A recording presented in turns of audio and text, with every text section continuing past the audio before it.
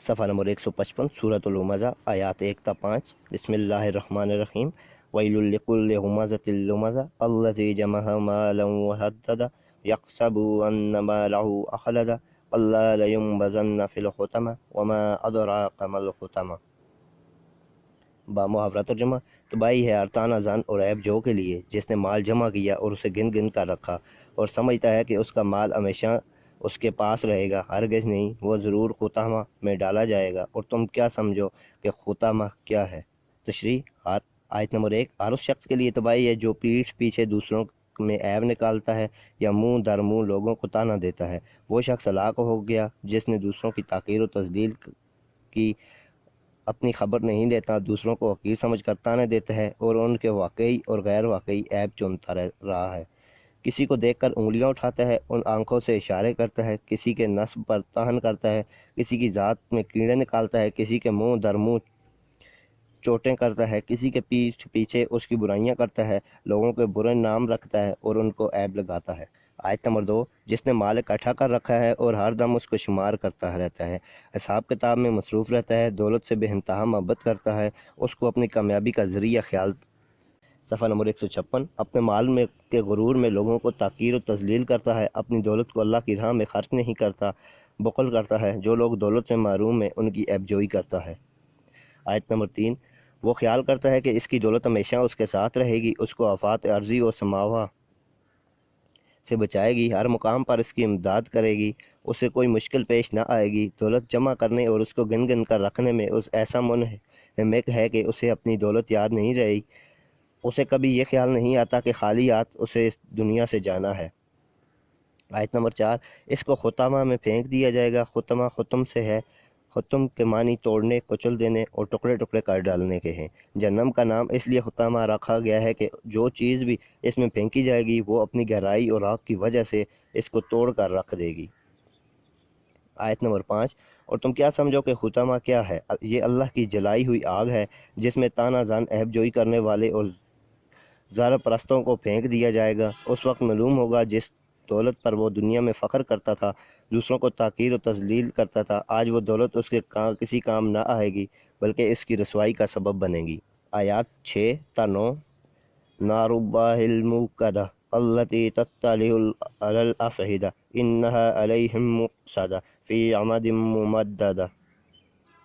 با محاورہ ترجمہ، اللہ کی بھڑکائی ہوئی آگ جو دلوں تک پہنچے گی وہ ان پر ڈھانک کر بند کر دی جائے گی، وہ اونچے اونچے ستونوں میں گرے ہوں گے۔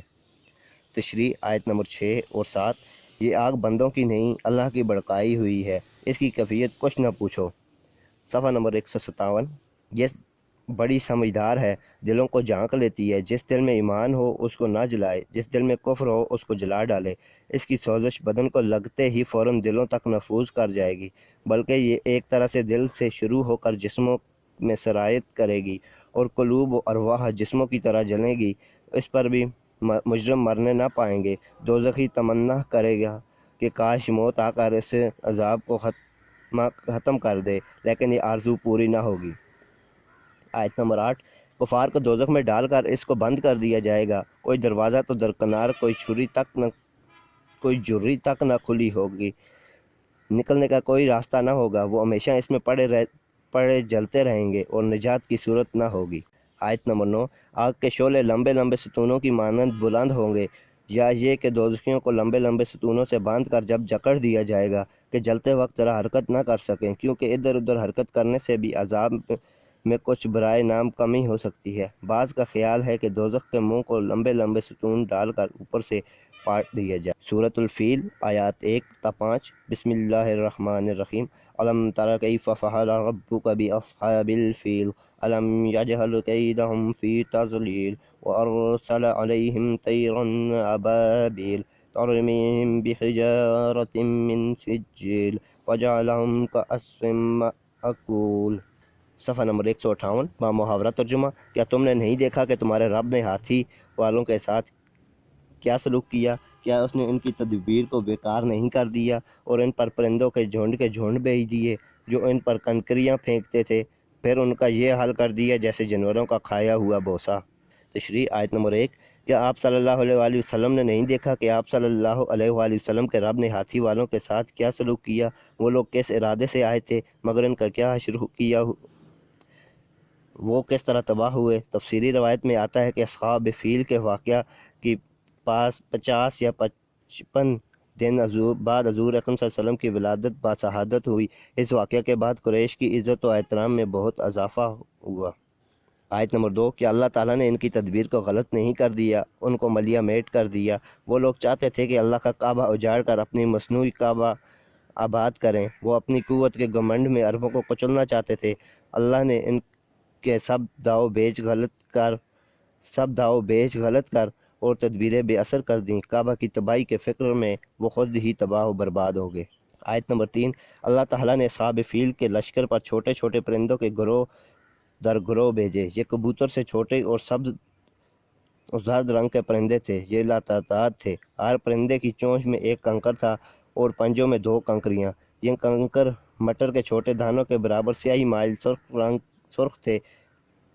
آیت نمبر 4، ان عجیب و غریب پرندوں کے غول اصحاب فیل کے لشکر پر کنکریاں برسانے لگے۔ خدا کی قدرت سے یہ کنکریاں بندوق کی گولی سے زیادہ کام کرتی تھیں۔ وہ جیسے لگتا تھا ہلاک ہو جاتا تھا یا خوفناک بیماری میں مبتلا ہو جاتا تھا۔ ان کنکریوں سے نہ فوجی بچتے تھے اور نہ ہاتھی۔ آیت نمبر 5، اصحاب فیل کے لشکر کو پرندوں نے کھائی ہوئی گھاس کی طرح پامال کر دیا۔ جب جانور مویشی گھاس چارہ وغیرہ کھاتے ہیں تو بچ جانے والا چارہ ان کے پاؤں کے نیچے آ کر روندا جاتا ہے۔ اللہ کے غضب کے بعد اصحاب فیل کے لشکر کی یہی حالت ہو گئی۔ ان کی تمام طاقت خاک میں مل گئی۔ صفحہ نمبر 159، سورۃ القریش، آیات 1 تا 4۔ بسم اللہ الرحمن الرحیم۔ لإلاف قریش إلافهم رحلة الشتاء والصيف فليعبدوا رب هذا البيت الذي أطعمهم من جوع وآمنهم من خوف۔ بامحاورہ ترجمہ، اس واسطے کے مانوس رکھا قریش کو۔ مانوس رکھنا ان کو سفر سے جاڑے کے اور گرمی کے، لہٰذا ان کو چاہیے کہ اس گھر کے رب کی عبادت کریں جس نے انہیں بھوک سے بچا کر کھانے کو دیا اور خوف سے بچا کر امن دیا۔ تشریح آیت نمبر 1 اور 2۔ قریش کی عادت تھی کہ سال بھر میں تجارت کی غرض سے 2 سفر کرتے تھے۔ جاڑوں میں یمن کی طرف وہ ملک گرم ہے اور گرمیوں میں شام کی طرف جو سبز و شاداب ملک ہے۔ اللہ تعالیٰ نے اصحاب فیل کو اس لیے ہلاک کیا کہ ان کی راہ میں کوئی رکاوٹ نہ بنے۔ اللہ تعالیٰ نے لوگوں کے دلوں میں ان کی عزت و الفت کو بڑھا دیا۔ لوگ ان کو اہل حرم اور خادم بیت اللہ سمجھ کر عزت و احترام کی نظر سے دیکھتے تھے، ان کی خدمت کرتے اور ان کے جان و مال سے تحرز نہ کرتے، اور اس طرح یہ ان کی خوشحالی کا ذریعہ بنا۔ آیت نمبر 3، اس آیت میں قریش کو یاد دلایا کہ اس کے گھر کے طفیل تم کو روزی اور امن و چین ملا، پھر تم اس گھر والے کی بندگی کیوں نہیں کرتے؟ قریش کی قدر و منزلت بڑھ جانے کا اثر یہ ہوا تھا کہ صفحہ نمبر 160، وہ خود پسندی کا شکار ہو گئے۔ ان میں فاسد قومیت کا تصور پیدا ہو گیا۔ اللہ تعالیٰ نے قریش کو قومیت پرستی کا یہ علاج بتایا کہ اللہ کی عبادت کرو، اس کا شکر ادا کرو۔ اونچے خاندان میں پیدائش پر فخر نہیں کرنا چاہیے، یہ تو انعام الہی ہے۔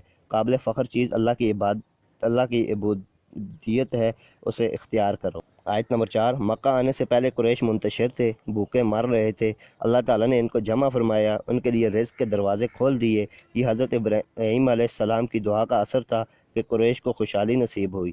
اللہ تعالیٰ نے دوسرا انعام یہ فرمایا کہ ان کو خوف کی حالت میں امن دیا، ایسا امن قائم کیا کہ حملہ آوروں کو نیست و نابود کر دیا۔ سرزمین عرب دشمنوں کے حملوں میں ڈاکہ وغیرہ کے خطرات سے محفوظ نہ تھی، لیکن قریش مکہ بالکل محفوظ تھے۔ سورۃ الماعون، آیات 1 تا 5۔ بسم اللہ الرحمن الرحیم۔ ارأیت الذی یکذب بالدین فذلک الذی یدعو الیتیم ولا یحض علی طعام المسکین فویل للمصلین الذین هم عن صلاتهم ساہون۔ بامحاورہ ترجمہ، کیا تم نے اس شخص کو دیکھا جو روز جزا و سزا کو جھٹلاتا ہے، جو یتیم کو دھکے دیتا ہے اور مسکین کو کھانا کھلانے کی رغبت نہیں دلاتا، اور تباہی ہے ان نمازیوں کے لیے جو اپنی نماز سے بے خبر ہیں۔ صفحہ نمبر 161۔ تشریح آیت نمبر 1، کیا تو نے اس شخص کے حال پر غور کیا جو دین کو جھٹلاتا ہے، جو سمجھتا ہے کہ انصاف نہ ہوگا اور اللہ کی طرف سے نیک و بد کا کبھی بدلہ نہ ملے گا؟ بعض نے دین کی مانی ملت لیے ہیں، یعنی ملت اسلام اور مذہب کو جھٹلاتا ہے۔ زیادہ تر مفسرین کے مطابق دین سے مراد یوم جزا ہے۔ مطلب یہ ہوا کہ اس شخص کا قیامت پر یقین نہیں اور جزائے عمل پر اس کا اعتماد نہیں، یعنی وہ دین و قیامت کا منکر ہے اور ان کی تکذیب کرتا ہے۔ آیت نمبر 2، وہ یتیم کا حق مارتا ہے، اس کے باپ کی چھوڑی ہوئی میراث سے بے دخل کر کے اسے دھکے مار کر نکالتا ہے۔ اگر یتیم اس کے پاس مدد مانگنے آتا ہے تو رحم، ہمدردی اور غمخواری کی بجائے اس کے ساتھ نہایت سنگدلی بد اخلاقی سے پیش آتا ہے، اسے جھڑکیاں دیتا ہے اور ظلم و ستم ڈھاتا ہے۔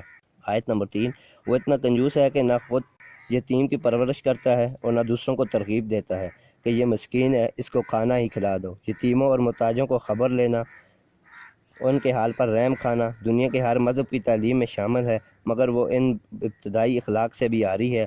بھلا ایسے شخص کو دین سے کیا واسطہ اور اللہ سے کیا لگاؤ۔ آیت نمبر 4 اور 5، پس ان نمازیوں کے لیے ہلاکت اور تباہی ہے جو اپنی نمازوں سے غافل ہیں، وہ نہیں جانتے کہ کس کی مناجات ہے، وہ اس سے کیا مقصود ہے اور کس قدر اہتمام کے لائق ہے۔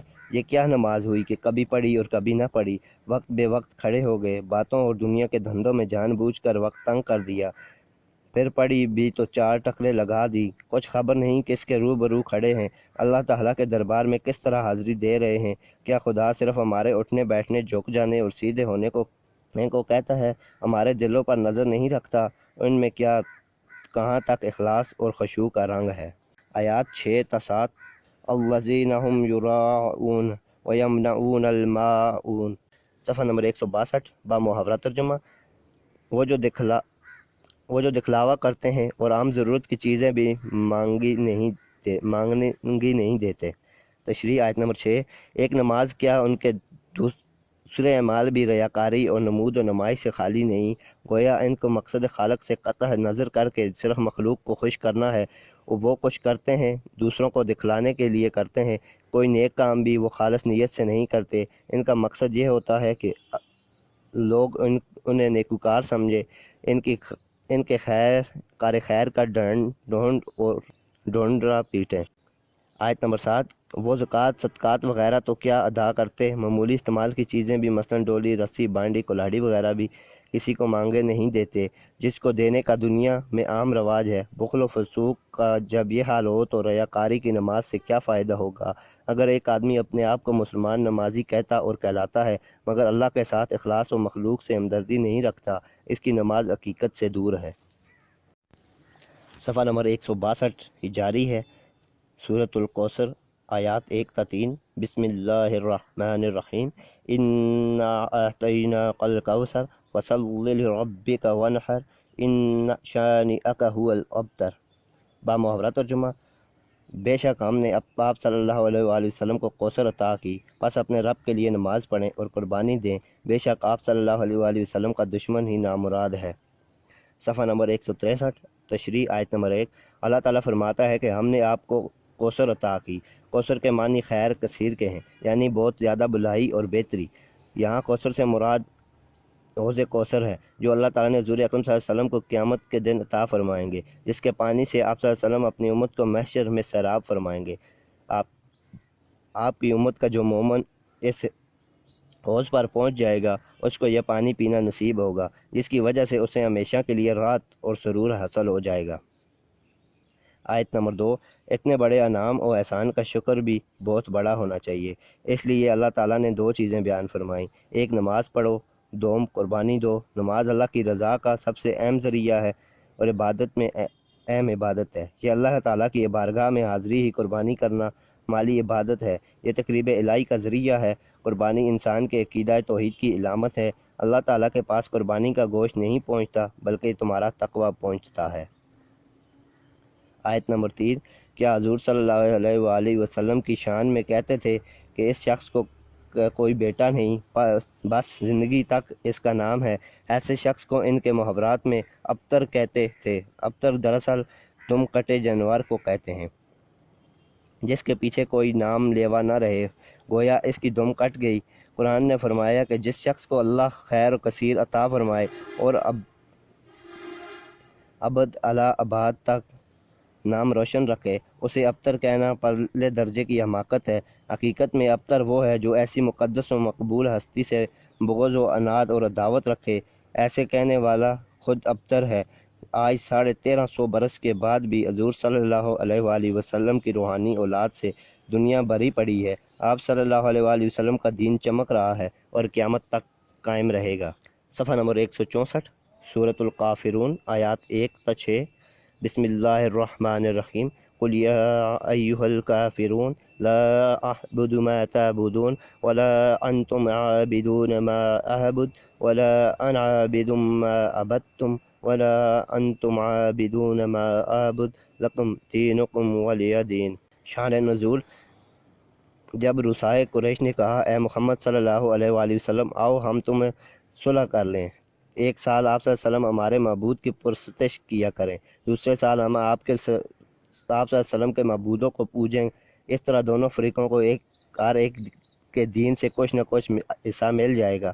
آپ صلی اللہ علیہ وآلہ وسلم نے فرمایا، خدا کی پناہ جو میں ایک لمحہ کے لیے بھی کسی کو شریک ٹھہراؤں۔ اس پر انہوں نے کہا، اچھا تم ہمارے بعض معبودوں کو مان لو، ہم تمہاری تصدیق کریں گے اور تمہارے معبود کو پوجیں گے۔ اس پر یہ آیت نازل ہوئی۔ بامحاورہ ترجمہ: کہہ دیجئے کہ کافروں، میں ان کی عبادت نہیں کرتا جن کی تم کرتے ہو، اور نہ تم اس کی عبادت کرنے والے ہو جس کی عبادت میں کرتا ہوں، اور نہ میں ان کی عبادت کرنے والا ہوں جن کی تم عبادت کرتے ہو، اور نہ تم اس کی عبادت کرنے والے ہو جس کی عبادت میں کرتا ہوں۔ تمہارے لیے تمہارا دین اور میرے لیے میرا دین۔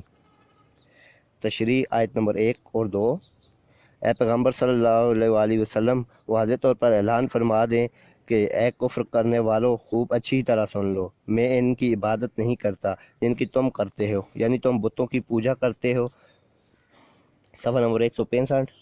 اور میں وحدہ لا شریک کی عبادت کرتا ہوں، ممکن نہیں اس معاملہ میں تم سے صلح کروں، میرا اور تمہارا طریقہ ایک نہیں ہو سکتا۔ آیت نمبر 3۔ اور پھر فرمایا کہ اے کفر کرنے والو سن لو، نہ تم میرے معبود حقیقی کی پرستش کرنے والے ہو اور نہ میں تمہارے معبودوں کی پرستش کرنے والا ہوں۔ تم اپنے کفر کے پروگرام پر پکے ہو اور میں اپنے دین پر پکا ہوں، اور یہ بات بالکل واضح ہے۔ آیت نمبر 4 اور 5۔ پھر تاکیداً فرمایا کہ اعلان کر دو کہ میں ان کی عبادت کرنے والا نہیں جس کی تم عبادت کرتے ہو، اور نہ تم اس معبود حقیقی کی عبادت کرنے والے ہو جس کی میں عبادت کرتا ہوں، اور نہ تم سے یہ توقع کی جا سکتی ہے کہ تم اپنے معبودوں کو چھوڑ کر اس وحدہ لا شریک کی عبادت کرنے پر آمادہ ہو جاؤ جس کی میں عبادت کرتا ہوں۔ ہمارا تمہارا پروگرام کبھی اکٹھا نہیں ہو سکتا۔ تمہارا پروگرام کفر ہے، ہمارا پروگرام توحید و ایمان ہے۔ میں خدا کا رسول ہوں، میری شان نہیں اور نہ ہی کسی وقت مجھ سے ممکن ہے کہ شرک کا ارتکاب کروں۔ آیت نمبر 6۔ میرا دین الگ ہے اور تمہارا دین الگ، میں تمہارے معبودوں کا پرستار نہیں اور تم میرے معبود کے پرستار نہیں، میں تمہارے معبودوں کی بندگی نہیں کر سکتا اور تم میرے معبود کی بندگی کے لیے تیار نہیں ہو، اس لیے میرا اور تمہارا راستہ کبھی ایک نہیں ہو سکتا۔ بس تمہارے لیے تمہارا دین اور میرے لیے میرا دین ہے، تم اپنے دین پر قائم رہو اور میں اپنے دین پر قائم رہوں۔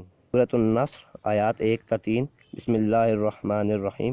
اذا جاء نصر اللہ والفتح ورأيت الناس يدخلون في دين الله أفواجا فسبح بحمد ربك واستغفر إنه كان توابا۔ صفحہ نمبر 166۔ بامحاورہ ترجمہ: جب اللہ کی مدد آ جائے اور فتح ہو جائے اور دیکھیں کہ لوگ جھوک در جھوک اللہ کے دین میں داخل ہو رہے ہیں، تم اپنے رب کی حمد کے ساتھ تسبیح کرو اور اس سے بخشش طلب کرو، بے شک وہ بڑا ہے، توبہ قبول کرنے والا ہے۔ تشریح: آیت نمبر 1۔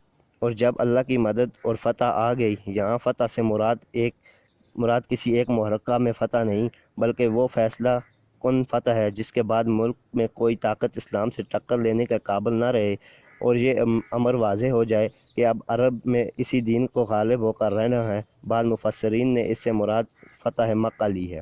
آیت نمبر 2۔ اور آپ صلی اللہ علیہ وآلہ وسلم نے دیکھ لیا کہ اللہ تعالیٰ کے دین میں جو لوگ جوک در جوک یا گروہ در گروہ داخل ہو رہے ہیں، پہلے تو کوئی ایک آدھ کا شخص ایمان لاتا تھا مگر اب سینکڑوں کی تعداد میں لوگ روبہ اسلام ہو رہے ہیں۔ عرب کے گوشے گوشے سے وفد حضور صلی اللہ علیہ وسلم کی خدمت میں حاضر ہونے لگے اور اسلام قبول کرنے لگے۔ آیت نمبر 3، آپ صلی اللہ علیہ وآلہ وسلم اپنے رب کی حمد کے ساتھ تسبیح بیان کریں اور کثرت سے بخشش کی دعا کریں۔ حمد سے مراد اللہ تعالیٰ کی تعریف و ثنا کرنا ہے اور اس کا شکر ادا کرنا بھی، اور تسبیح سے مراد اللہ تعالیٰ کو ہر لحاظ سے پاک اور منزہ قرار دینا ہے۔ اور استغفار دو قسم کا ہے، ایک اپنی ذات کے لیے اور دوسرا امت کے لیے۔ مطلب یہ ہے کہ آپ صلی اللہ علیہ وآلہ وسلم کا مشن مکمل ہو گیا۔ آپ صلی اللہ علیہ وآلہ وسلم زیادہ سے زیادہ تسبیح و تحمید کریں اور اپنے لیے اور امت کے لیے استغفار کریں، کیونکہ آپ صلی اللہ علیہ وآلہ وسلم کو دنیا میں اب زیادہ دیر نہیں رہنا۔ سورۃ اللہب آیات 1 تا 5۔ بسم اللہ الرحمن الرحیم۔ تبت یدا ابی لہب وتب ما اغنی عنہ مالہ وما کسب سیصلی نارا ذات لہب وامرأته حمالۃ الحطب فی جیدہا حبل من مسد۔ بامحاورہ ترجمہ، ابو لہب کے دونوں ہاتھ ٹوٹ گئے اور وہ ہلاک ہوا۔ اس کا مال جو اس نے کمایا اس کسی کام نہ آیا۔ عنقریب وہ شعلے مارتی ہوئی آگ میں ڈالا جائے گا، اور اس کی بیوی بھی جو سر پر ایندھن لیے پھرتی ہے، اس کی گردن میں مونج کی رسی ہوگی۔ تشریح آیت نمبر 1، ابو لہب کیا ہاتھ چٹک کر بائیں بناتا ہے اور اپنی قوت بازو پر مغرور ہو کر خدا کے مقدس و معصوم رسول کی طرف دست درازی کرتا ہے۔ سمجھ لے کہ اب اس کے ہاتھ ٹوٹ چکے ہیں، اس کی سب کوششیں حق کو دبانے کی برباد ہو چکی ہیں، اس کی سرداری ہمیشہ کے لیے مٹ گئی، اس کا زور ٹوٹ گیا اور وہ ہلاک ہو جائے گا۔ ابو لہب جس کا نام عبدالعزیز تھا، حضور اکرم صلی اللہ علیہ وآلہ وسلم کا حقیقی چاچا تھا، وہ اپنے کفر کی وجہ سے حضور کا شدید ترین دشمن تھا۔ جب آپ صلی اللہ علیہ وآلہ وسلم نے کوہ صفا پر چڑھ کر لوگوں کو پکارا اور اسلام کی دعوت دی تو وہ کہنے لگا کہ تو برباد ہو جائے، کیا ہم نے کو اس بات کے لیے جمع کیا تھا؟ اس نے آپ صلی اللہ علیہ وسلم کو پتھر مارنے سے بھی گریز نہ کیا۔ اس کے جواب میں اللہ تعالیٰ نے فرمایا کہ ابو لہب کے دونوں ہاتھ ٹوٹ گئے۔ یہ پیشن گوئی ہے، جن ہاتھوں سے وہ یہ پتھر مارتا ہے تم عنقریب دیکھ لو گے کہ وہ دونوں ہاتھ ٹوٹ جائیں گے۔ آیت نمبر 2، ابو لہب کا مال جو کچھ اس نے کمایا ہے اس کے کام نہ آئے گا، کمائی میں اولاد بھی شامل ہے، اس کا مال اسے فائدہ نہ دے سکے گا اور نہ ہی اس کی اولاد اس کی مددگار ہوگی۔ اسے اپنے مال و اولاد اور وجاہت و سرداری پر بڑا فخر تھا، مگر کوئی بھی اس کے کام نہ آئی، اس کی سرداری ہمیشہ کے لیے مٹ گئی اور اس کی اولاد کو اس کا جنازہ تک اٹھانے کی توفیق نہ ہوئی۔ آیت نمبر 3، وہ مرنے کے بعد سخت شعلہ زن آگ میں ڈالا جائے گا اور بھڑکنے والی آگ کا ایندھن بنے گا۔ صفحہ نمبر 168۔ شاید اسی مناسبت سے قرآن حکیم نے اس کی کنیت ابو لہب قائم رکھی۔ دنیا اس لیے ابو لہب کہتی تھی کہ اس کے رخسار آگ کے شعلہ کی طرح چمکتے تھے، مگر قرآن نے بتلا دیا کہ وہ اپنے آخری انجام کے اعتبار سے بھی ابو لہب کہلانے کا مستحق ہے۔ آیت نمبر 4، ابو لہب کی بیوی ام جمیل مالدار ہونے کے باوجود خود جنگل سے لکڑیاں چن کر لاتی تھی اور کانٹے حضور صلی اللہ علیہ وسلم کی راہ میں ڈالتی تھی، وہ بھی جہنم میں ڈالی جائے گی۔ فرماتے ہیں کہ جس طرح وہ یہاں حق کی دشمن اور پیغمبر خدا کو ایذا رسانی میں اپنے شوہر کی مددگار ہے، دوزخ میں بھی اسی ہیئت سے اس کے ہمراہ ہوگی اور لکڑیاں لا کر اس آگ میں ڈالے گی جس میں ابو لہب جل رہا ہوگا۔ آیت نمبر 5، کہتے ہیں کہ ابو لہب کی بیوی ایک قیمتی ہار اپنی گردن میں پہنتی تھی اور رات اور تمزہ کی قسم کھا کر کہا کرتی تھی کہ اس ہار کو بیچ کر اس کی قیمت حضور صلی اللہ علیہ وسلم کی دعوت میں خرچ کر دوں گی۔ اس کا انجام یہ ہوگا کہ اس کے گلے میں دوزخ کی رسی پڑے گی اور یہ رسی مضبوط ہوگی۔ ایک قول ہے کہ رسی مونج کی ہوگی، دوسرا قول یہ ہے کہ رسی کھجور کے چھال کی بنی ہوگی اور تیسرا قول یہ ہے کہ تاروں کی بنی ہوگی۔ اکثر مفسرین کے مطابق رسی سے مراد دوزخ کے طوق و سلاسل ہیں۔ اس بدبخت کی موت بھی رسی کی وجہ سے ہوئی، لکڑیوں کے گٹھے کی رسی اس کے گلے میں آ پڑی جس سے گلا گھٹ کر دم نکل گیا۔ صفحہ نمبر 168 جاری ہے۔ سورۃ الاخلاص آیات 1 تا 4۔ بسم اللہ الرحمن الرحیم۔ قل هو اللہ احد اللہ الصمد لم یلد ولم یولد ولم یکن لہ کفوا احد۔ صفحہ نمبر 169۔ بامحاورہ ترجمہ، کہو وہ اللہ ایک ہے، اللہ سب سے بے نیاز ہے، اور نہ اس نے کسی کو جنا اور نہ کسی نے اس کو جنا، اور کوئی اس کا ہمسر نہیں۔ تشریح آیت نمبر 1، جو لوگ اللہ کی نسبت پوچھتے ہیں کہ وہ کیسا ہے، ان سے کہہ دیجئے کہ اللہ ایک ہے، جس کی ذات میں کسی قسم کی تعداد یا تکثیر اور دونی کی گنجائش نہیں، اس کے ساتھ اس جیسا یا اس کے ساتھ شراکت رکھنے والا کوئی نہیں، نہ اس کا کوئی مقابل نہ مشابہ۔ اس میں مجوز کے عقیدے کا رد ہے جو کہتے ہیں کہ خالق دو ہیں، غیر خیر کا خالق یزدان اور شرک کا خالق آہرمن۔ نیز انوت کی بھی تردید ہوئی جو 33 کروڑ دیوتاؤں کی خدائی میں حصہ دار ٹھہراتے ہیں۔ آیت نمبر 2، وہ سب سے بے نیاز ہے، سب اس کے محتاج ہیں، وہ کسی کا محتاج نہیں، اور نہ وہ ہی ہے جس کی بزرگی اور فوقیت تمام کمالات اور خوبیوں کی انتہا کو پہنچ چکی ہو۔ وہ صمد ہے جو حاجت پوری کرنے والا ہے، اور وہی ہے جو کھانے پینے کی خواہشات سے پاک ہے، اور وہی ہے جو خلقت کے فنا ہونے کے بعد بھی باقی رہنے والا ہے۔ اللہ تعالیٰ کی صفت و صمدیت سے ان جاہلوں پر رد ہوا جو کسی غیر اللہ کو کسی درجے میں مستقل اختیار رکھنے والا کہتے ہیں۔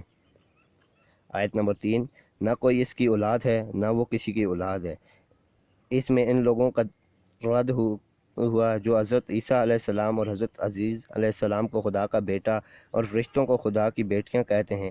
نیز جو مسیح علیہ السلام یا کسی اور بشر کو خدا مانتے ہیں، ان کی تردید کر دی گئی، یعنی خدا کی شان یہ ہے کہ اس کو کسی نے جنا نہ ہوگا، اور ظاہر ہے کہ حضرت عیسیٰ علیہ السلام ایک پاک باز عورت کے پیٹ سے پیدا ہوئے، پھر وہ خدا کس طرح ہو سکتے ہیں۔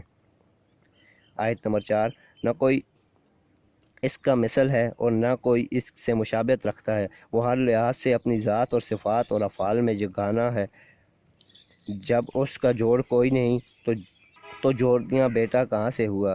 اس جملے میں ان اقوام کا رد ہو گیا جو اللہ کی کسی صفت میں کسی مخلوق کو اس کا ہمسر ٹھہراتے ہیں، حتیٰ کہ بعض گستاخ تو اس سے بڑھ کر صفات دوسروں میں ثابت کر دیتے ہیں۔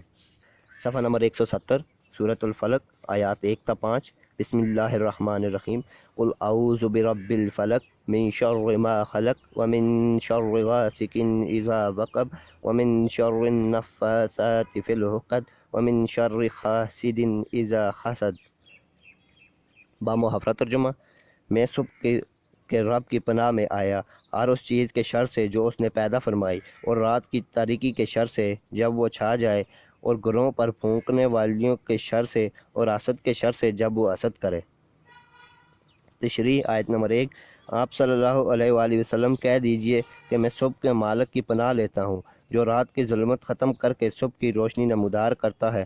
صبح اہل اضطرار و اضطراب کی دعاؤں اور ان کے قبول ہونے کا وقت ہے، تو مراد یہ ہوئی کہ جس وقت ارباب کرب و غم کی کشائش دی جاتی ہے، میں اس وقت کے پیدا کرنے والے کی پناہ چاہتا ہوں۔ اس آیت میں اللہ تعالیٰ کی اس صفت کی طرف اشارہ ہے، جو اس کی پناہ مانگے گا اللہ تعالیٰ تمام آفات دور فرما دے گا۔ آیت نمبر 2، اس آیت میں تمام مخلوق کے شر سے بچنے کے لیے اللہ تعالیٰ کی پناہ مانگی گئی ہے، جو قادر ہے، اس کے سوا کوئی آفات و بلیات سے بچانے والا نہیں ہے۔ صفحہ نمبر 171، وہ اپنی مخلوق پر غالب ہے اور ان کے ایسے شرور بھی جانتا ہے جنہیں ہم نہیں جانتے، اور ایسے شرور سے بھی واقف ہے جنہیں ہم جانتے ہیں، لہٰذا اس کی پناہ اس حاکم اعلیٰ کی پناہ ہے جس کے مقابلہ کی طاقت کسی مخلوق میں نہیں، اور اس کی پناہ مانگ کر ہم مخلوق کے شر سے بچ سکتے ہیں۔ آیت نمبر 3، میں رات کے اندھیرے کے شر سے اللہ کی پناہ مانگتا ہوں، کیونکہ اس میں اکثر شرور خصوصاً سحر وغیرہ واقع ہوتے ہیں۔ رات کی تخصیص کی وجہ سے یہ ہے کہ یہی وقت جنات، شیاطین، موذی جانوروں، اشراط الارض اور چوروں ڈاکوؤں کے پھیلنے اور دشمنوں کے حملہ کرنے کا وقت ہوتا ہے، اور جادو کی تاثیر بھی رات کو زیادہ ہوتی ہے۔ حضرت شاہ صاحب لکھتے ہیں کہ اس میں سب تاریکیاں آ گئیں، ظاہر اور باطن کی تنگ دستی، پریشانی اور گمراہی وغیرہ۔ آیت نمبر 4، اس آیت میں وہ عورتیں یا وہ جماعتیں یا وہ نفوس مراد ہیں جو سائرانہ عمل کرنے کے وقت کسی طعنت یا رسی یا بال میں کچھ پڑھ کر اور پھونک مار کر گرہ لگایا کرتے ہیں۔ حضور صلی اللہ علیہ وآلہ وسلم پر جو جادو لبید بن عاصم نے کیا تھا، لکھا ہے کہ بعض لڑکیاں اس میں شریک تھیں۔ پس اس آیت کا مطلب یہ ہے کہ میں جادوگرنیوں کے شر سے صبح کے رب کی پناہ مانگتا ہوں۔ آیت نمبر 5، حسد کا مطلب یہ ہے کہ کسی شخص کو اللہ نے جو نصیحت یا فضیلت یا یا خوبی عطا کی ہے، اس پر دوسرا شخص جلے اور چاہے کہ وہ اس سے سلب ہو کر راسد کو مل جائے یا کم از کم اس سے چھن جائے۔ اگر کوئی شخص یہ چاہے کہ جو فضل دوسرے کو ملا ہے وہ مجھے بھی مل جائے، وہ حسد نہیں ہے۔ یہاں حاسد کے شر سے اللہ تعالیٰ کی پناہ اس حالت میں مانگی گئی ہے جب کہ وہ حسد کرے، میں اپنے دل کی آگ بجھانے کے لیے قول یا عمل سے اقدام کرے۔ حسد بہت بری بیماری ہے۔ یہودی اور نصرانی محض حسد کی بنا پر حضور صلی اللہ علیہ وآلہ وسلم پر ایمان نہ لائے۔ صفحہ نمبر 172 سورۃ الناس آیات 1 تا 6۔ بسم اللہ الرحمن الرحیم۔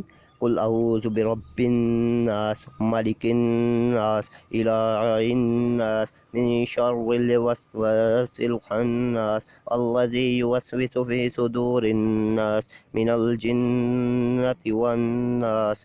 بمحاورہ ترجمہ، میں پناہ مانگتا ہوں لوگوں کے رب کی، لوگوں کے بادشاہ کی، لوگوں کے معبود کی، وسوسہ ڈالنے والے، چھپ چھپ کر حملہ کرنے والے شر سے جو لوگوں کے دلوں میں وسوسہ ڈالتا ہے۔ تشریح آیت نمبر 1، 2 اور 3۔ میں پناہ مانگتا ہوں لوگوں کے رب کی، لوگوں کے بادشاہ کی، لوگوں کے معبود کی، یعنی اللہ تو سارے جہاں کا پالنے والا ہے، سارے جہاں کا بادشاہ ہے اور سارے جہاں کا معبود ہے۔ میں تیری پناہ چاہتا ہوں۔ یہاں ان تینوں صفتوں کو جمع کرنے میں حکمت یہ ہے کہ ان میں سے ہر صفت حفاظت کی داعی ہے، کیونکہ ہر مالک اپنے مملوک کی حفاظت کرتا ہے، اسی طرح ہر بادشاہ اپنی رعایا کی حفاظت کرتا ہے، اور معبود کا اپنے عابد کے لیے محافظ ہونا تو سب سے ازر ہے۔ تینوں صفتیں صرف اللہ تعالیٰ میں جمع ہیں، اس کے سوا کوئی ان صفتوں کا جامع نہیں، اس لیے اس کی پناہ حاصل کرنا سب سے بڑی پناہ ہے، اور اللہ تعالیٰ ان تینوں صفتوں کے ساتھ پناہ مانگنا دعا کی قبولیت کے لیے اقرب ہے کہ یا اللہ آپ ہی ان صفات کے جامع ہیں، ہم صرف آپ ہی سے مدد مانگتے ہیں۔ صفحہ نمبر 173 آیات 4 اور 5۔ میں وسوسہ ڈالنے والے کے شر سے اللہ کی پناہ مانگتا ہوں۔ وسوسہ کے معنی شیاطین کا اپنی اطاعت کی طرف ایک مخفی کلام کے ذریعے بلانا ہے، جس کا مفہوم انسان کے دل میں آ جائے اور کوئی آواز سنائی نہ دے۔ خنس سے مشتق ہے، جس کے معنی پیچھے لوٹنے کے ہیں۔ شیطان کو خناس اس لیے کہا گیا ہے کہ اس کی عادت ہے کہ انسان جب اللہ کا نام لیتا ہے تو پیچھے بھاگتا ہے، جب غفلت ہوتی ہے تو آ جاتا ہے۔ حضور اکرم صلی اللہ علیہ وآلہ وسلم کا ارشاد ہے کہ انسان کے دل میں دو گھر ہیں، ایک میں فرشتہ اور دوسرے میں شیطان رہتا ہے۔ فرشتہ نیک کاموں کی رغبت دلاتا ہے اور شیطان برے کاموں کی۔ جب انسان اللہ کے ذکر میں مشغول نہیں ہوتا تو شیطان اپنی چونچ انسان کے دل پر رکھ کر اس میں وسوسے ڈالتا ہے۔ آیت نمبر 6۔ اس آیت میں وسواس کا بیان ہے۔ وسوسہ ڈالنے والے جنات بھی ہوتے ہیں اور آدمی بھی۔ اللہ تعالیٰ دونوں سے پناہ میں رکھے۔ اللہ تعالیٰ نے اپنے رسول اللہ صلی اللہ علیہ وآلہ وسلم کو اس بات کی تلقین فرمائی کہ اللہ سے پناہ مانگے، جنات شیاطین کے شر سے بھی اور انسانی شیاطین کے شر سے بھی۔ اگر یہ شبہ ہو کہ وسوسہ جناتی شیاطین کی طرف سے ہے تو ظاہر ہے وہ مخفی طور پر انسان کے قلب میں کوئی مخفی کلام ڈال دیں، مگر انسانی شیاطین تو کھلم کھلا سامنے آ کر بات کرتے ہیں، جن میں اس کے دل میں کسی معاملے کے متعلق ایسے شکوک و شبہات پیدا ہو جاتے ہیں جن کو وہ صراحتاً نہیں کرتے۔ انسان شیطان سے مراد خود اپنا نفس ہے جو برے کاموں کی طرف مائل کرتا ہے۔ حضور صلی اللہ علیہ وآلہ وسلم نے اپنے نفس کے شر سے بھی پناہ مانگنا سکھلایا ہے۔ صفحہ نمبر 174 قرآن کا موضوعاتی مطالعہ۔ صفحہ نمبر 175 توحید۔ سوال نمبر 1، توحید سے کیا مراد ہے؟ اس کی اقسام اور اہمیت بیان کیجیے۔ جواب، توحید کے لفظی اور اصطلاحی معنی۔ توحید کے لغوی معنی ایک بنانا یا یکتا ثابت کرنا، اور اصطلاحی معنی کے لحاظ سے مراد اللہ تعالیٰ کی وحدانیت کے معنوں میں استعمال ہوتا ہے، یعنی لفظ تو عید اب لا الہ الا اللہ کے معنی میں استعمال ہوتا ہے، یعنی اللہ کے سوا کسی اور کو ہرگز الہ نہ ماننا۔ توحید کا مفہوم، اس بات کا اعتقاد رکھنا کہ اللہ تعالیٰ اپنی ذات، صفات اور افعال کے لحاظ سے یکتا ہے اور بے مثال ہے۔ تمام کائنات صرف اسی کی مخلوق ہے اور اس کی تدبیر کے مطابق چل رہی ہے۔ کائنات میں اس کے علاوہ اور کوئی خدا نہیں جو اس کے ساتھ ذات، صفات یا افعال میں شریک ہو۔ وہ تمام عیبوں سے پاک ہے اور تمام کمالات اس میں موجود ہیں۔ وہ حی اور قیوم ہے، یعنی ہمیشہ سے ہے اور ہمیشہ رہے گا۔ وہ تمام کائنات کو سنبھالے ہوئے ہے۔ اس کا کام میں اس کے کام میں کسی اور کی مدد کی ضرورت نہیں، وہ اکیلا ہی قیوم ہے، وہ صمد ہے، یعنی اپنے وجود اور کام میں کسی کا محتاج نہیں۔ قرآن مجید اور توحید۔ قرآن مجید کی ایک سورت کا نام سورہ اخلاص ہے، جو سورہ توحید ہے۔ قل هو اللہ احد اللہ الصمد لم یلد ولم یولد ولم یکن لہ کفوا احد۔ ترجمہ، کہہ دیجئے اللہ ایک ہے، اللہ کسی کا محتاج نہیں، نہ وہ کسی کا باپ ہے، نہ وہ کسی کا بیٹا، اور نہ کوئی اس کا ہمسفر اور ثانی ہے۔ صفحہ نمبر 176۔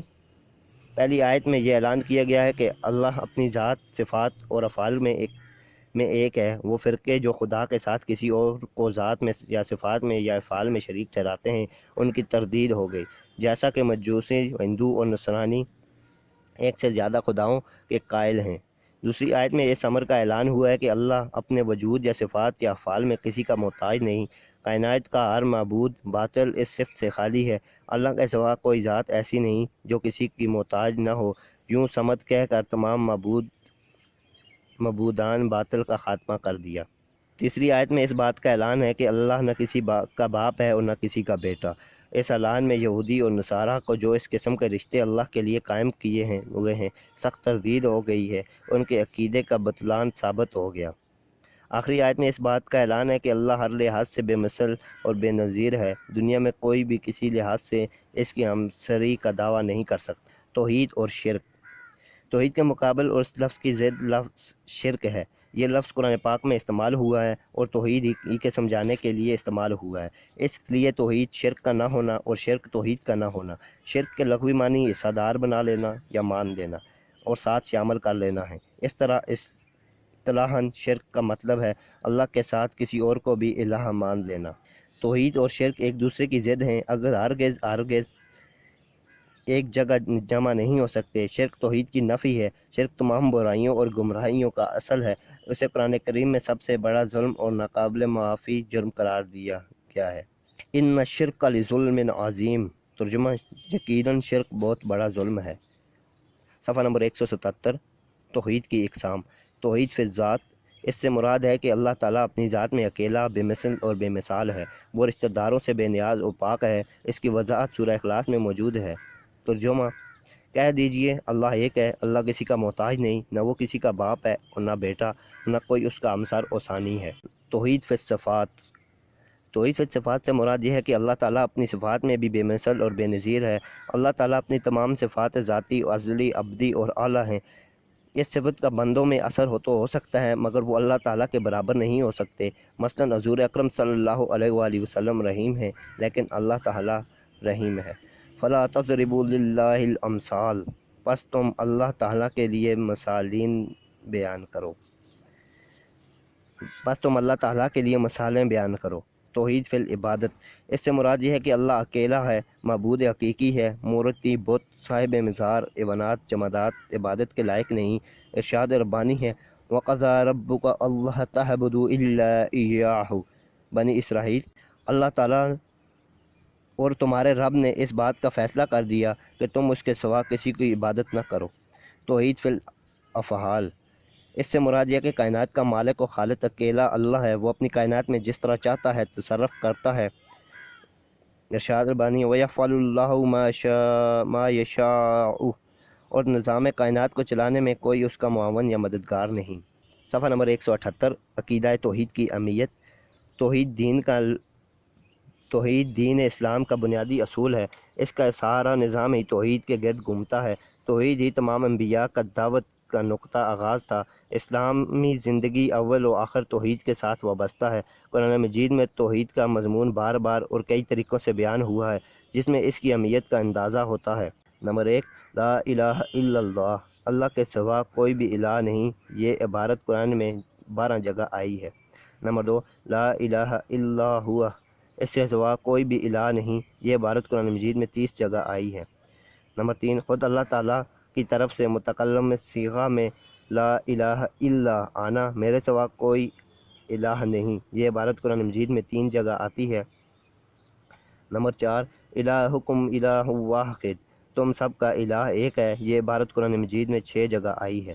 نمبر 5، انما اللہ الہ واحد، بات صرف یہ ہے کہ اللہ ہی اکیلا ہے۔ قرآن مجید میں لفظ کل 2696 دفعہ آیا ہے اور لفظ الہ 125 جگہ اور الہتن الہ کی جمع 36 جگہ آیا ہے۔ اس سے توحید کی اہمیت کا اندازہ ہوتا ہے۔ قرآن مجید میں کہیں انما ہوا الہ واحد، بات تو صرف اتنی ہے کہ وہی اکیلا الہ ہے۔ کہیں وما من الہ الا اللہ، اللہ کے سوا کوئی اس طرح کا کوئی الہ ہی نہیں۔ اور کہیں ما لکم من الہ غیرہ، اور تمہارا اس کے سوا اور کسی طرح کا الہ نہیں۔ مختلف طریقوں سے یہ مضمون بیان کیا گیا ہے۔ وَإِلَٰهُكُمْ إِلَٰهٌ وَاحِدٌ فَلَهُ أَسْلِمُوا، پس لوگو تمہارا خدا وہی ایک، پس اس کے تابع رہو۔ صفحہ نمبر 179۔ اللہ لا الہ الا ہوا، اللہ کے سوا کوئی اور معبود حقیقی نہیں۔ حضور اکرم صلی اللہ علیہ وسلم کا ارشاد ہے، دین اسلام کی بنیادی شرط شہادتیں ہیں، اشہد ان لا الہ الا اللہ واشہد ان محمدا عبدہ ورسولہ، میں گواہی دیتا ہوں کہ اللہ کے سوا کوئی معبود نہیں، اور میں گواہی دیتا ہوں کہ حضرت محمد صلی اللہ علیہ وسلم اس کے بندے اور رسول ہیں۔ صفحہ نمبر 179 جاری ہے۔ سوال نمبر 2، انسانی زندگی پر عقیدہ توحید کے اثرات تحریر کیجیے۔ کردار سازی میں عقیدہ توحید کے حصہ پر روشنی ڈالیے۔ جواب، انسانی زندگی پر عقیدہ توحید کے اثرات یا کردار سازی میں عقیدہ توحید کا حصہ۔ توحید سے انسان کے فکر و عمل اور شخصیت میں نمایاں اور انقلابی تبدیلیاں رونما ہوتی ہیں، جن میں سے چند ایک مندرجہ ذیل ہیں۔ نمبر 1، پرہیزگاری۔ عقیدہ توحید سے انسان کے دل میں پرہیزگاری پیدا ہوتی ہے، کیونکہ ہر مومن کا ایمان ہے کہ اللہ تعالیٰ ظاہر اور پوشیدہ باتوں کو جانتا ہے۔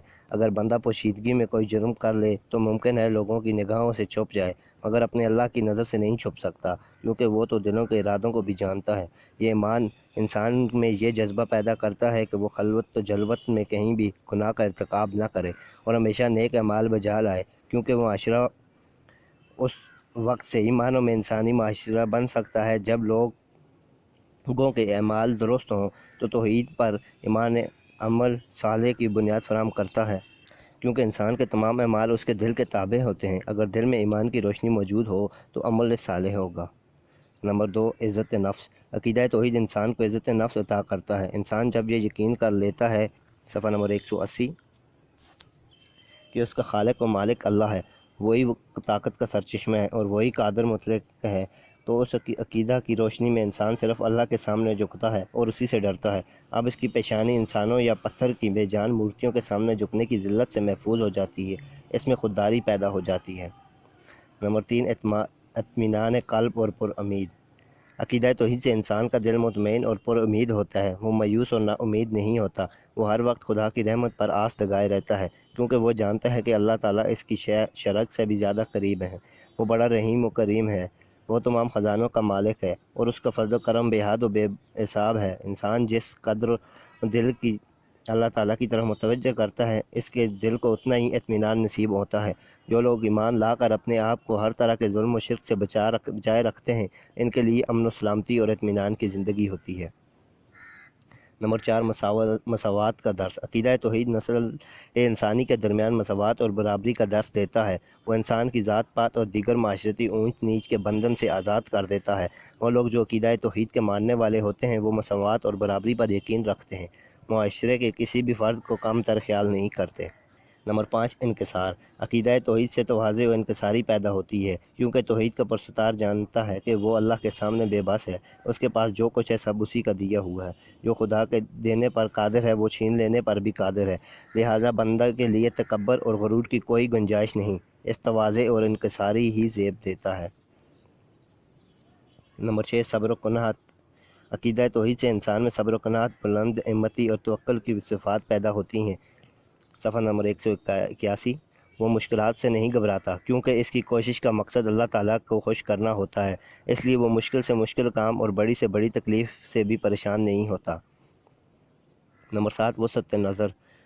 عقیدہ توحید کا قائل تنگ نظر نہیں ہوتا، کیونکہ وہ اس رحمان اور رحیم پر ایمان رکھتا ہے جو کائنات کی ہر چیز کا خالق اور سب جہانوں کا پالنے والا ہے، اس کی رحمتوں سے سب فیضیاب ہوتے ہیں۔ اس عقیدے کے نتیجے میں مومن کی ہمدردی، محبت اور خدمت کے عالمگیر ہو جاتی ہے، وہ ساری خلق خدا کی بہتری کو اپنا نصب العین بنا لیتا ہے، اس طرح گروہ بندی کا خاتمہ ہو جاتا ہے۔ نمبر 8 استقامت اور بہادری۔ اللہ تعالیٰ پر ایمان لانے سے استقامت اور بہادری پیدا ہوتی ہے۔ مومن جانتا ہے کہ ہر چیز اللہ کی مخلوق ہے اور محتاج ہے۔ خدا تعالیٰ ہی سب پر قدرت حاصل ہے، لہذا اس کے سامنے جھکنا چاہیے اور اسی سے ڈرنا چاہیے۔ اس عقیدے کے ذریعے مومن کے دل سے دوسروں کا خوف نکل جاتا ہے اور وہ استقامت اور بہادری کی تصویر بن جاتا ہے، اور کسی بڑے سے بڑے فرعون کا خوف اپنے دل میں نہیں لاتا، خواہ بدر کی لڑائی ہو یا صفین و خندق کی، وہ ہر جگہ لا خوف علیہم ولا ہم تحزنون۔ ترجمہ: نہ تم ان پر کوئی خوف ہے اور نہ وہ غمزدہ ہوتے ہیں، بہادری کا پیکر بن جاتا ہے۔ صفحہ نمبر 182 رسالت سے کیا مراد ہے، اس کی ضرورت اور اہمیت تحریر کیجیے۔ جواب: معنی اور مفہوم۔ رسالت کے لغوی معنی بھیجنا، خط و خطابت کرنا اور پیغام پہنچانا ہے۔ اصطلاح میں رسالت کے معنی اللہ کا کسی برگزیدہ بندے کو انسان تک اپنا پیغام پہنچانے کے لیے بھیجنا ہے۔ پس دینی اصطلاح میں رسالت کا معنی اللہ کا پیغام لوگوں تک پہنچانا ہے، اور رسول کا معنی ہے اللہ کا پیغام پہنچانے والا۔ رسول کا ہم معنی لفظ نبی ہے، جس کے لغوی معنی غیب کی خبر دینے والا ہے، کیونکہ رسول لوگوں کو اللہ تعالیٰ کے فرامین، احکامات اور ارشادات سے آگاہ کرتا ہے، اس لیے اسے نبی کہا جاتا ہے۔ نبی اور رسول، نبوت اور رسالت ہم معنی اصطلاحیں ہیں، صرف اتنا فرق ہے کہ رسول صاحب شریعت و کتاب ہوتا ہے، جبکہ نبی کے لیے صاحب شریعت و کتاب ہونا ضروری نہیں۔ نمبر 2 عقیدہ رسالت۔ عقیدہ رسالت سے مراد یہ ہے کہ اللہ تعالیٰ انسانوں کو ہدایت، مسائل زندگی میں درست رہنمائی کی خاطر دوسرے انسانوں تک اپنا پیغام پہنچانے کے لیے ان ہی سے بعض کو چن لیا کرتا تھا۔ یہ برگزیدہ انسان اللہ کے رسول کہلاتے تھے اور اللہ کے پیغام میں ہدایت کو بندوں تک پہنچاتے تھے۔ رسول اپنے معاشرہ کے لیے بے حد نیک اور پارسا انسان ہوتے تھے، جن پر اللہ تعالیٰ وحی کے ذریعے اپنے احکام نازل فرماتا ہے۔ وحی کے لغوی معنی دل میں چپکے سے کوئی بات ڈالنا اور اشارہ کرنا کے ہیں، اور اسلامی اصطلاح میں اس سے مراد اللہ تعالیٰ کا وہ پیغام ہے جو اس نے اپنے کسی رسول کی طرف فرشتے کے ذریعے نازل کیا، یا براہ راست اس کے دل میں ڈال دیا، یا کسی پردے کے پیچھے سے اسے سنوا دیا۔ صفحہ نمبر 183۔ اللہ تعالیٰ نے دنیا میں مختلف اقوام کی طرف رسول بھیجے۔ قرآن مجید میں ارشاد ہے وَلَقَدْ بَعَثْنَا فِي كُلِّ أُمَّةٍ رَسُولًا، سورۃ النحل آیت نمبر 36۔ ترجمہ: اور ہم نے اٹھائے ہیں ہر امت میں رسول۔ بعض روایات میں انبیاء کی تعداد 1,24,000 بیان کی گئی ہے، مگر قرآن مجید میں نام لے کر صرف چند انبیاء کا ذکر کیا گیا ہے، تمام کے نام نہیں بیان کیے گئے۔ سلسلہ انبیاء کے آخری فرد حضرت محمد صلی اللہ علیہ وآلہ وسلم خاتم النبیین ہیں، اور اب قیامت تک انسانوں کو آپ صلی اللہ علیہ وآلہ وسلم ہی کی پیروی کرنی ہے۔ تاہم ہر مسلمان پر لازم کیا گیا ہے کہ وہ تمام انبیاء کی نبوت پر ایمان لائے۔ اس سلسلے میں تفریق کی اجازت نہیں۔ لا نفرق بین احد من الرسل، سورۃ البقرہ آیت نمبر 285۔ ترجمہ: ہم اس کے رسولوں میں باہم کوئی فرق بھی نہیں کرتے۔ یہ ضروری ہے کہ سب انبیاء کو سچا اور پاک باز ماننا چاہیے اور اس کا ادب و احترام کیا جائے۔ اسلام میں اس بات کی ہرگز اجازت نہیں کہ بعض رسولوں پر ایمان لایا جائے اور بعض کا انکار کیا جائے، ایسا کرنا کفر ہے۔ نمبر 3 رسالت کا منصب اور عظمت۔ توحید کے بعد قرآن حکیم نے جس عقیدے کی اصلاح کو ضروری سمجھا ہے وہ رسالت ہے۔ کسی تعلیم کی اچھائی اور برائی میں معلم، تعلیم دینے والے کی شخصیت کو بہت بڑا دخل ہوتا ہے، کیونکہ یہ ممکن نہیں کہ اچھا تعلیم کا معلم بدعمل انسان ہو یا بری تعلیم کا معلم نیکوکار ہو۔ اس حقیقت سے کوئی شخص انکار نہیں کر سکتا کہ اللہ تعالیٰ ہر انسان کے ساتھ ہم کلام نہیں ہوتا، بلکہ وہ کسی خاص انسان کو ہم کلامی کے لیے چن لیتا ہے، جو خدا کی جانب سے انسانوں کو ہدایت کا فرض انجام دیتا ہے۔ رسول اور نبی اگرچہ ایک انسان ہوتا ہے، لیکن اپنے منصب اور عقل و فکر کے لحاظ سے تمام انسانوں سے بہت بلند ہوتا ہے اور علم و عمل میں اپنی نظیر نہیں رکھتا۔ صفحہ نمبر 184۔ رسالت اور نبوت کا رتبہ صحیح محنت سے حاصل نہیں ہوتا، بلکہ یہ عطیہ الہی ہے، کیونکہ اللہ تعالیٰ ہی بہتر جانتا ہے کہ وہ نبوت کا منصب کس کو عطا کرے۔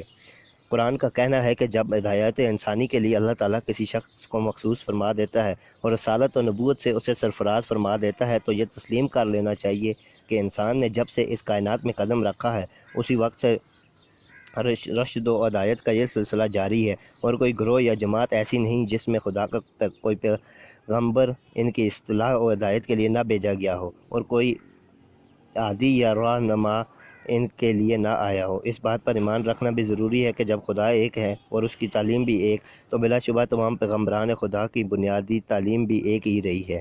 اس لیے اگر خدا کے کسی ایک برحق نبی اور رسول صلی اللہ علیہ وسلم کا انکار کر دیا گیا تو گویا قرآن عزیز نے جو کچھ کہا اس کا بھی انکار کر دیا گیا۔ رسالت کی ضرورت اور اہمیت۔ اللہ تعالیٰ نے انسانوں کی ہدایت کے لیے انسانوں ہی میں سے رسول بھیجے، کیونکہ انسانوں کی رہنمائی کے لیے انسان ہی رسول ہو سکتا ہے۔ الہی پیغام کو نبی پر نازل کرنے کی حکمت مندرجہ ذیل آیات میں ملاحظہ ہو۔ وَأَنزَلْنَا إِلَيْكَ الذِّكْرَ تُبَيِّنَ لِلنَّاسِ مَا نُزِّلَ إِلَيْهِمْ، سورۃ النحل آیات 44۔ ترجمہ: اور اتاری ہم نے تجھ پر یہ یادداشت کہ تو کھول دے لوگوں کے سامنے وہ چیز جو اتری ان کے واسطے۔